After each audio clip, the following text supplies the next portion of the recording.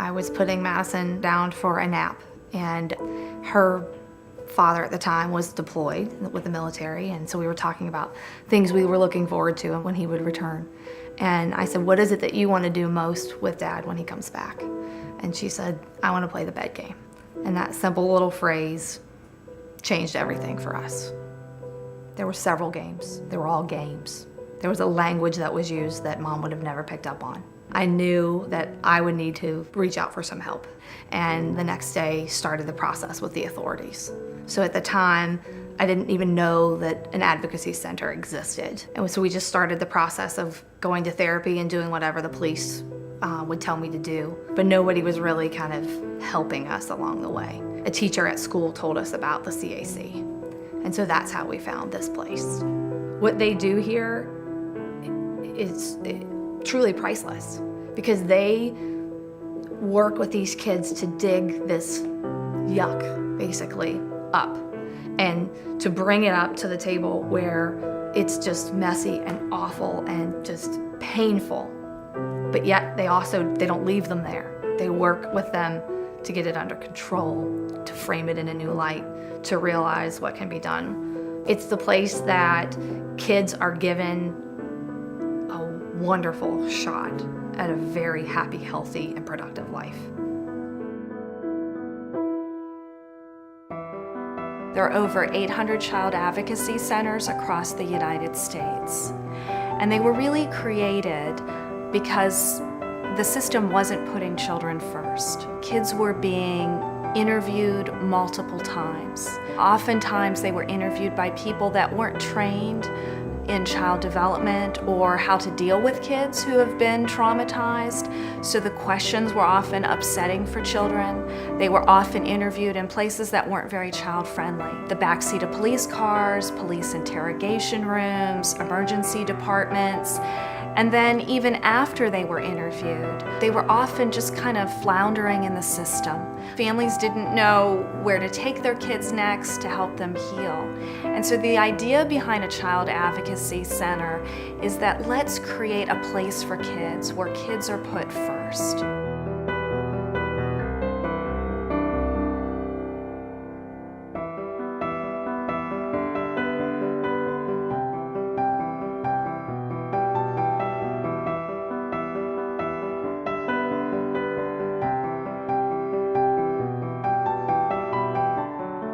If I would get a referral of potential allegations of sexual assault, abuse of a child, we contact Dr. Capage, and she sets up a forensic interview with the child. They get in touch with the family, bring the child in. We conduct the interviews so they're done in a way that doesn't re-traumatize the child and that is developmentally appropriate as far as asking questions. We have an observation room at our facility, and everybody sits in there and can observe the interview while it is going on. The interviewer is wearing an earpiece so that the team can talk to the interviewer. So when the investigators are observing the interview, if there's something that they want the interviewer to get a little bit more detail on, they can talk into the earpiece. You immediately know which way to go with that investigation. We want the best evidence that we can to bring this person to justice for what they did to these children, and this is the best place to do it.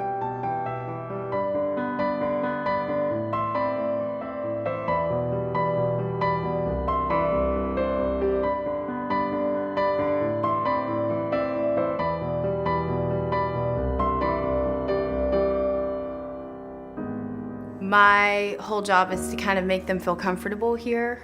I get to be the person that they feel close enough or strong enough with that they can tell, to get this huge load off of their chest and to start the healing process. And it's when they tell their story and tell what has happened to them that things start moving, things start changing in their lives. We're a place where kids come and tell their stories so that they can get help, so that the perpetrators can be prosecuted and won't hurt anybody else, and so that the families and kids can be healed and do well in the long term. Watching a child come out of the interview room and their appearance is lighter, like you can see that they've been able to let go of that.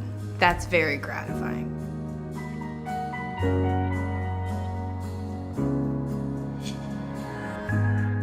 There's a lot of fear. They lose their ability to trust. Their body is always kind of at a heightened anxiety state. Like where we would feel our most fearful, these kids are always right there. But in therapy, as you begin to process the trauma and you really get in there to see what distorted beliefs they have about themselves and really start changing them, you start to see the child come back. Kara's my therapist as well, and Kara just understands what I need, and she helps me to sort through all of the emotions, as well as helps me to stay focused on what I need to do to seek justice for Madison. It's a safe place for me to say, this destroyed my marriage. It's okay for it to be about me for a minute and about Madison the next minute. They give me permission to just lose it sometimes. August 2nd, 2009, our life changed. Just a typical family day in the home until my daughter came to me and told me something had happened to her by another family member, and that family member was in our home at that time. Your mind goes in 100 different directions, and you had no idea what the next step was. The way you were treated, the way you were talked to, the way everything was presented to you and your child, you knew it was the place to be. And when we first walked in, we didn't know up front that the services were free. And that was, to have that financial burden taken away, to not have to worry about that, it's like, oh, thank you, God, thank you. You can just let that worry go, and then you can heal. It took a traumatic situation and made it safe and turned it out to be happy. And we're a much stronger family, and we've moved forward. We ended up with a conviction of 2 counts, and each count carries 15 to 45 years in prison. And he was found guilty on both counts. The CAC knew the right questions to ask, they knew the right people to talk to, they knew the right path to take. And if we would have had to seek professional services that charge by the hour, there would have been no way we could have received the counseling that we needed. None. They're doing this because they care. They truly, truly care.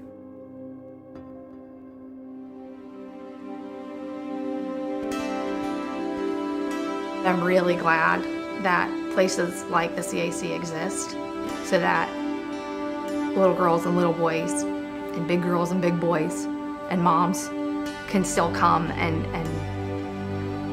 deal with tragic events in their lives and make beautiful lives, as a result, even in the face of such a tragedy. She loves life. She fights with her brother. She does all the things that 8-year-old little girls should do. But she has this side that will forever be, I guess, part of her. Her journey over the next probably 10 years, 30 years, will always have this in the back of it.